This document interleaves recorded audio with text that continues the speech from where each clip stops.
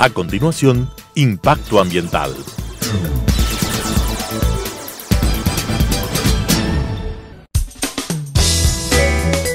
Clasificación A. Apto para todo público.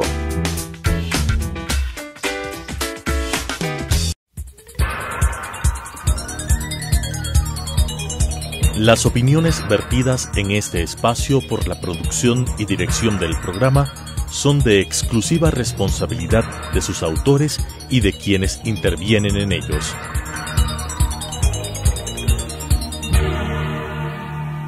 Telesucesos Canal 29 UHF presenta Impacto Ambiental, un programa enfocado en el análisis, la educación y la discusión sobre la realidad ambiental y social del país y del mundo, con la conducción de Francisco Bustamante Romo Lerú.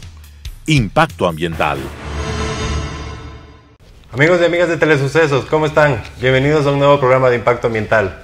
Soy Francisco Bustamante Romo Lerú y el día de hoy vamos a hablar sobre uno de los casos más controversiales que ha tenido el Ecuador en materia ambiental y en litigio transnacional, como lo fue el caso Texaco, para lo cual tengo el placer de contar como invitada a una experta en el tema que trabajó muy cercano al caso y colaboró de cerca con esta lucha que ya lleva más de 25 años.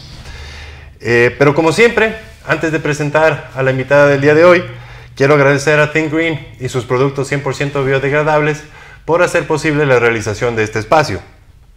A continuación, les presento a la invitada del día de hoy. Ella es María Eugenia Garcés. María Eugenia es magíster en comunicación empresarial por la Universidad Internacional del Ecuador. Es especialista en temas de comunicación institucional, con un enfoque en igualdad de derechos y sostenibilidad ambiental. Ha trabajado como coordinadora de proyectos comunicacionales en instituciones públicas, organizaciones sociales y organismos internacionales, activamente en la coordinación de comunicación en el juicio contra Texaco y específicamente en la Unión de Afectados por Texaco. Actualmente es subdecana de la Facultad de Comunicación Social de la Universidad Central del Ecuador, en donde es docente titular. María Eugenia, muchísimas gracias por haber aceptado la invitación al programa. Y estoy seguro que tus aportes serán muy importantes porque es necesario que la gente conozca sobre este caso que lleva más de 25 años tratando ya ahora de ejecutarse y que hasta el momento no se ha logrado consolidar y sobre todo que a mi criterio no ha llegado a despertar conciencia en los propios ecuatorianos de lo que significa la magnitud del caso. Entonces te agradezco muchísimo por haber aceptado la invitación al programa. Muchísimas gracias a ti, mis felicitaciones sinceras porque en este país hay pocos espacios que se han preocupado de un tema tan importante como es el tema ambiental. Es un tema que está marcando la agenda mundial y no solo la agenda retórica, sino que está marcando la economía mundial y en un futuro va a marcar la existencia misma de la especie humana. Me parece que esta es una iniciativa muy loable y te felicito nuevamente. Es un gusto para mí estar aquí y hablando del caso Texaco, que es el que quizás en el mundo más experiencia nos ha dejado de cómo funciona la estructura mundial económica, social, política y aún jurídica. Justamente de esos temas vamos a conversar en la entrevista de hoy. Espero que el tiempo sea suficiente porque es bastante camino. 25 años. 25 años de litigio, ¿no? Pero bueno, quiero comenzar preguntándote ¿por qué nace, cuáles fueron las razones de la creación del Frente de Defensa de la Amazonía y de la Unión de Afectados por Texaco? A ver, este tema responde precisamente al proceso extractivista que realizó la empresa Texaco en lo que era la provincia de Napo y ahora son las provincias de Orellana y Sucumbíos. El trato que tenía Texaco con sus trabajadores y con las poblaciones de influencia fue un trato inhumano, violador de derechos. Hubo muchas presiones de parte de los afectados, los y las afectadas de la zona, que empezaron a reclamar en un principio a Texaco y posteriormente al Estado ecuatoriano sin que hallaran respuesta. En ese escenario, digamos, donde sus derechos eran violentados, deciden organizarse y plantear la primera demanda los afectados, digamos, sin una organización jurídica, deciden plantear una demanda de clase. Entonces necesitaban una organización que los cobijara jurídicamente y que les permitiera hacer el seguimiento del caso, porque eran básicamente eran afectados de los pozos y las estaciones que no habían tenido una organicidad. Entonces en ese momento se crea el Frente de Defensa de la Amazonía, que es la que empieza a cobijar la lucha contra Texaco. Pero dentro del Frente de Defensa de la Amazonía, que tenía fines diversos, digamos, uno de ellos era acompañar la lucha contra Texaco, también tenía otras luchas, es decir, la promoción de la Amazonía y otro tipo de proyectos, no exclusivamente el caso Texaco. Entonces, en ese escenario se organiza la Asociación de Afectados por Texaco, de la cual el Frente de Defensa es parte de, y empieza a ayudar en esta lucha. El tema es que esta asociación era de hecho, no de derecho, y por lo tanto no podía pasar a ser representante de derecho de los afectados. Pero la ADAT, entonces la Asociación de Afectados por Texaco, tenía su estructura, tenía sus mecanismos de operación, tenía sus mecanismos de consulta y participación con las comunidades y decidía absolutamente sobre el caso Texaco, que era representado por el Frente de Defensa, digámoslo así. ¿Ya? Pero cuando se instala el juicio en Ecuador, entonces ya se ve la necesidad de que una organización específica, ya no cobijada en otra organización de derechos, sino una organización específica fuera la que siguiera el caso. Entonces aquí se organiza la Unión de Afectados por Texaco, que recibe personería jurídica y en el momento que recibe personería jurídica ya se apropia la representación del caso. En la Unión de Afectados por Texaco, entonces el Frente de Defensa de la Amazonía pasa a ser parte de. ¿Ya? Pero la que lleva la lucha del caso Texaco es la Unión de Afectados por Texaco. En un momento dado, el Frente de Defensa decide retirarse de la lucha de afectados, pero sigue sosteniéndose la lucha a través de la Unión de Afectados por Texaco, que ahora es organización jurídica de derecho y está representando al caso Texaco. Entonces, para tener un poco de cronología y estar claros en tema de fechas, ¿cuándo empezó a operar Texaco en el país? Texaco empieza a operar en 1965 con las labores de exploración y opera de 1965 a 1992. Opera en la Amazonía ecuatoriana en los procesos de exploración y explotación petrolera. Y durante este tiempo se produjo la cantidad de daños ambientales y los efectos sociales que acarreó, supongo. De hecho, desde el inicio, desde la entrada de la operación, y debo decirlo lamentablemente, con auspicio del Estado ecuatoriano, y esto no nos debe llamar la atención porque es una historia que se repite desde 1960 hasta la fecha, ¿no? Hubo violaciones sistemáticas a los derechos de las poblaciones que se asentaban en la zona. Pueblos, nacionalidades. 5 nacionalidades. Territorios ancestrales que se vieron afectados. Esto es bastante interesante, ¿no es cierto? Tal vez muchos que nos están escuchando no se acuerdan del proceso de colonización de la Amazonía, no han escuchado del Instituto Lingüístico de Verano, no han escuchado de la necesidad de civilizar a la población amazónica. Creo que esto se merece ser recordado, ¿ya?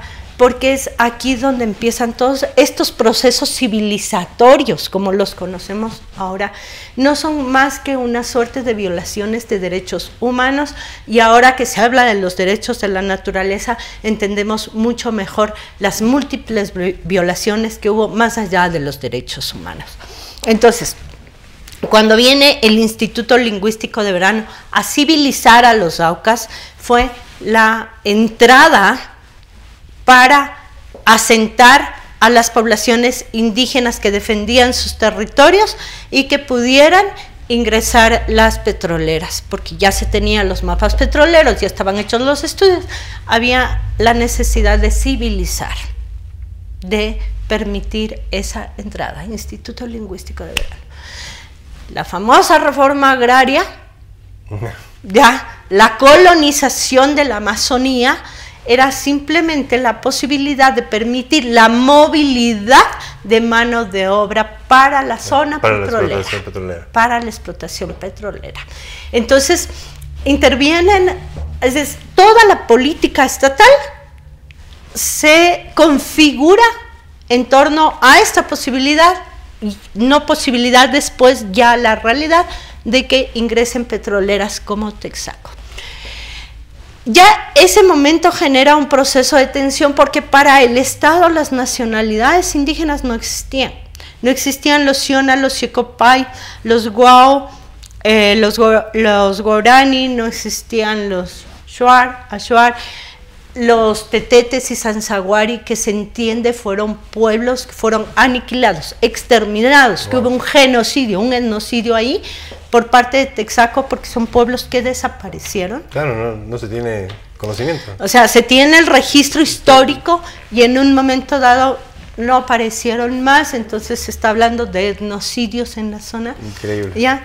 Es impresionante lo que pasó. Entonces, cuando ingresan a un territorio que supuestamente no era habitado, ingresan con fuerzas armadas a retirar a todos estos incivilizados para que entre la civilización allá les desterritorializan, porque hay un desplazamiento de las poblaciones absolutamente violento, totalmente violento. Existen registros impresionantes que evidencian las violaciones, las muertes, los secuestros, un sinfín de cosas que pasaron en la zona para que de paso. De paso, una se de paso, la otra se mantenga y la otra, estos petroleros también puedan hacer uso hasta de las mujeres y las niñas en las poblaciones. O sea, es una cosa impresionante. No es algo... O sea, los impactos ambientales y sociales han sido gravísimos. Impresionantes, desde la entrada, como digo, desde la entrada,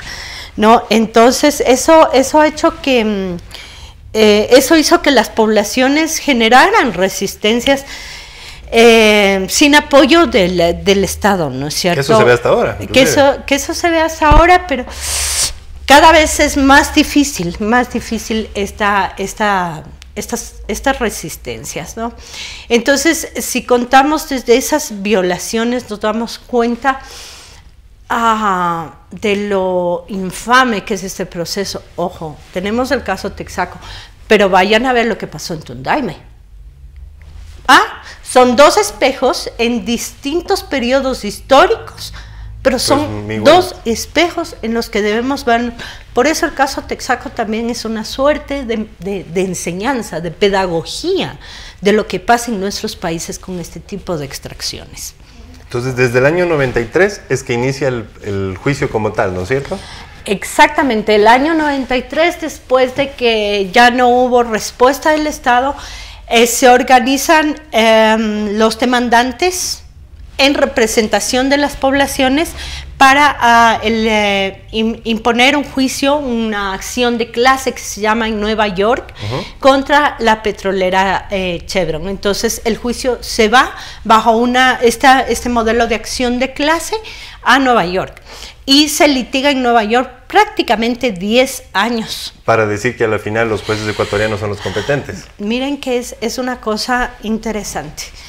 La pelea ahí era de que los jueces norteamericanos no son competentes porque el daño estaba en Ecuador. Cuando llega a Ecuador, la pelea es los jueces ecuatorianos. Ojo, no solo cuando llega, sino que cuando ya ven la fortaleza aquí organizativa que no permitía que se cometieran corrupciones dentro del caso, entonces resulta que ya los jueces ecuatorianos no eran competentes, sino los jueces norteamericanos, porque la empresa estaba radicada en Estados Unidos. Eso no fue una pelea ¿Ya? de competencia. Y la cosa es tan tenaz como la siguiente: ya cuando se le declara culpable a Chevron y se intenta cobrar en Argentina, en Canadá, en Brasil, resulta que, muy a pesar de lo que ellos dicen, de la corrupción y todo, el principio bajo el cual litigan es la falta de competencia, ¿ya?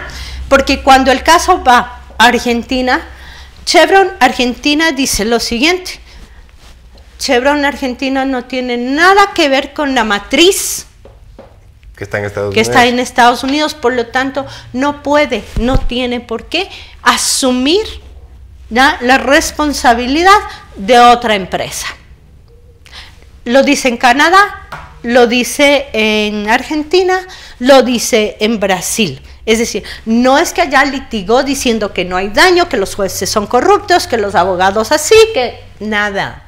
Litigó en base a que no había esa relación de la subsidiaria con la matriz y por lo tanto los jueces no eran competentes para determinar sanciones contra las subsidiarias. Un velo corporativo impresionante. Y no es hasta el año 2011 que hay una primera sentencia, ¿verdad?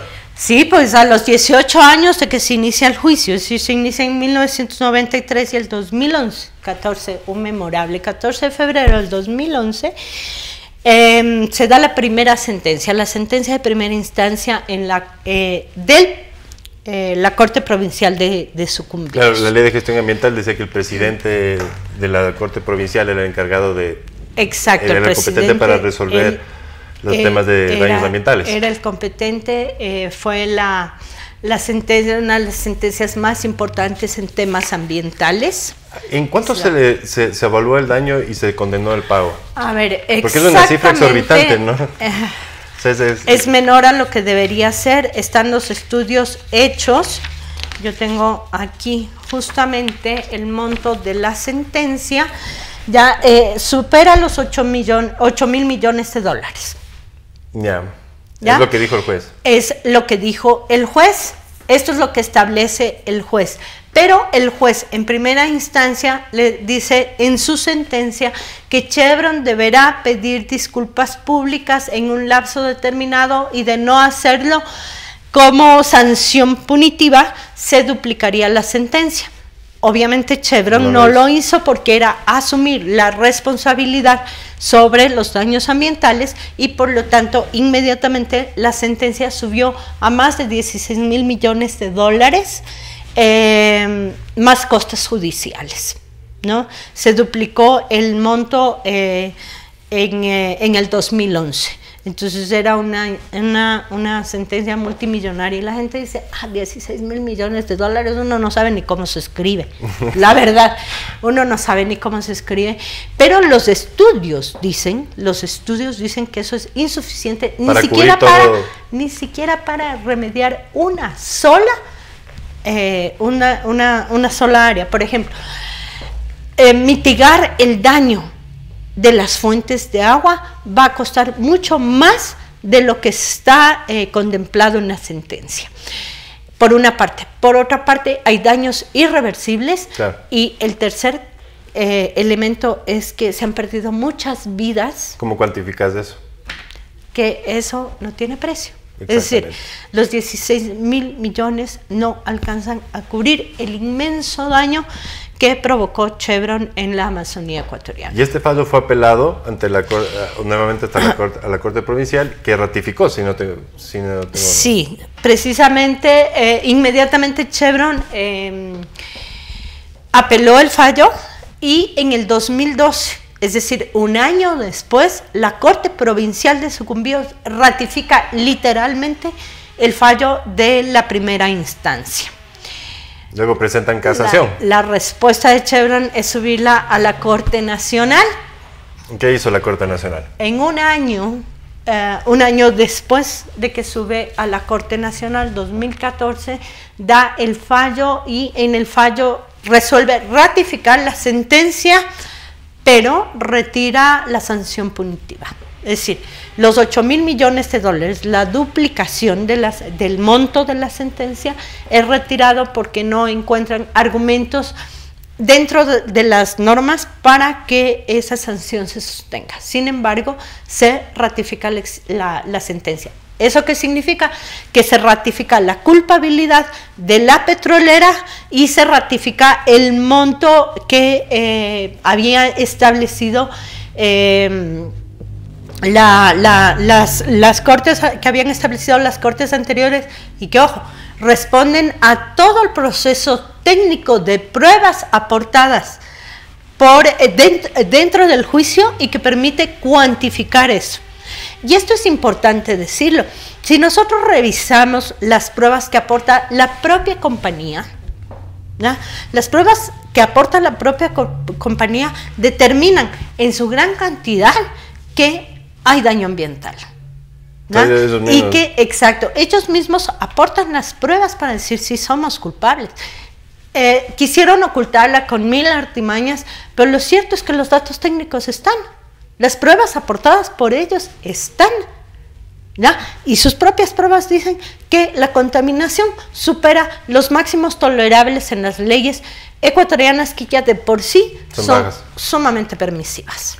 Entiendo que también ante estas sentencias Chevron lo que hizo fue ya acudir a un tribunal de arbitraje internacional que al final no reconoce lo que dijo las sentencias de aquí, ¿verdad? A ver, aquí pasan dos cosas interesantes y una previa a pasarla, no, una paralela, digamos, al pasarla al tribunal arbitral.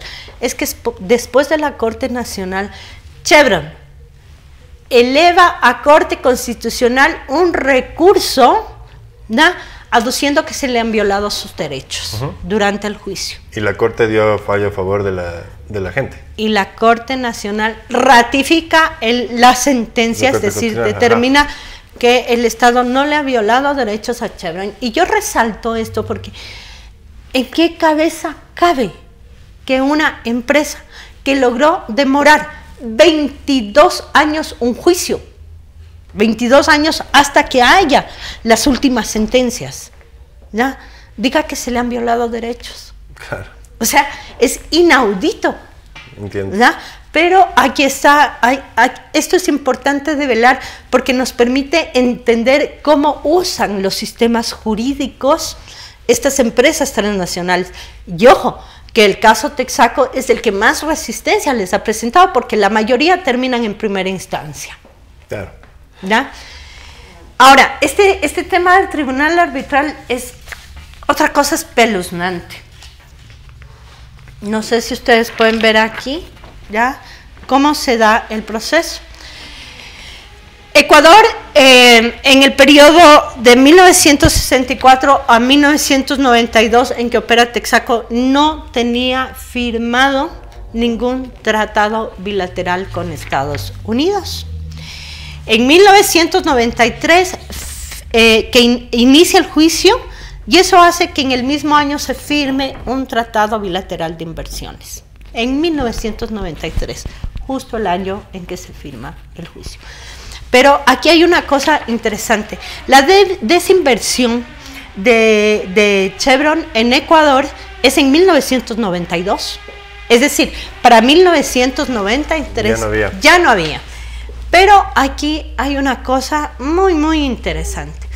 Cuando viene el juicio, ellos dicen, no, entonces nosotros vamos a remediar la parte que nos corresponde, entre comillas, nos corresponde porque hay que recordar que ellos fueron operadores exclusivos, que el Estado podía administrar, pero ellos eran los operadores exclusivos. Y deciden firmar acuerdos de remediación. Esos acuerdos de remediación duran hasta 1996. Obviamente la remediación fue un fraude. No lo dicen los señores, los miembros del juicio, lo dice la propia Contraloría del Estado, que elevó un informe al respecto, diciendo que es un fraude. ¿Ya? Y el Tratado Bilateral de Inversiones entra en vigencia en 1997. Se aplicó retroactivamente. Se aplica retroactivamente y se lleva a juicio al Estado. Al Estado, no a los afectados. Se lleva al juicio al Estado a un tribunal arbitral internacional donde además pierde. María Eugenia, se me quedan muchísimas cosas por preguntarte. Lastimosamente el tiempo pasó volando. Uf. Pero te comprometo a que estés en un futuro programa para que nos sigas explicando estas cosas que son vitales, que la gente se entere y sepa, ¿no? De lo que, contra qué se estuvo peleando durante tanto tiempo, ¿no? Entonces te agradezco nuevamente por haber aceptado la invitación al programa y gracias por todos estos aportes interesantes que has logrado hacer. Y ustedes, amigos, como siempre, si tienen alguna inquietud, alguna duda sobre lo que hemos conversado, pueden escribirnos a través de nuestras redes sociales. Nos pueden buscar como Impacto Ambiental Ecuador, tanto en Facebook, en YouTube y en Instagram. Nos vemos la próxima semana en un próximo programa de Impacto Ambiental. Que estén muy bien. Las opiniones vertidas en este espacio por la producción y dirección del programa son de exclusiva responsabilidad de sus autores y de quienes intervienen en ellos.